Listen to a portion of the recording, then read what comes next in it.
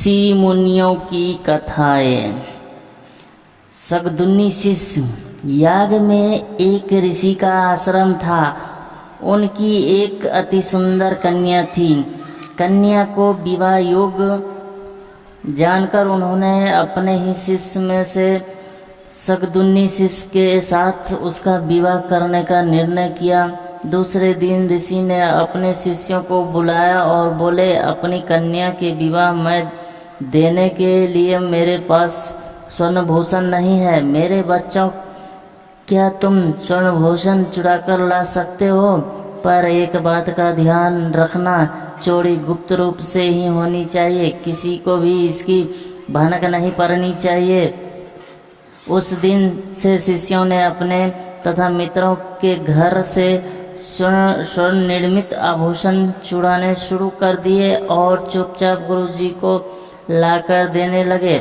कुछ दिनों में ढेर सारे स्वर्णभूषण एकत्रित हो गए। एक दिन ऋषि ने देखा कि उनका एक शिष्य बहुत उदास है। वो उनके सिर पर हाथ फेरते हुए बोले, बेटा, केवल तुम ही मेरे लिए कुछ भी नहीं ला पाए, क्या बात है? आपकी शर्त ही ऐसी है गुरुदेव कि आप गुप्त रूप से लाई गई चीज ही स्वीकार करेंगे, और पाप ऐसा कर्म है जिसे गुप्त नहीं रखा जा सकता, क्योंकि दूसरों से भले ही मैं चोरी छिपा लूं, पर अपने आप को तुम। ऋषि ने अन्य सभी शिष्यों को बुलाया और कहा, तुम लोग नैतिक परीक्षा में सफल नहीं हुए, अतः चोरी की हुई सभी चीज़ों तुम्हें उनके मालिकों को वापस करनी होगी।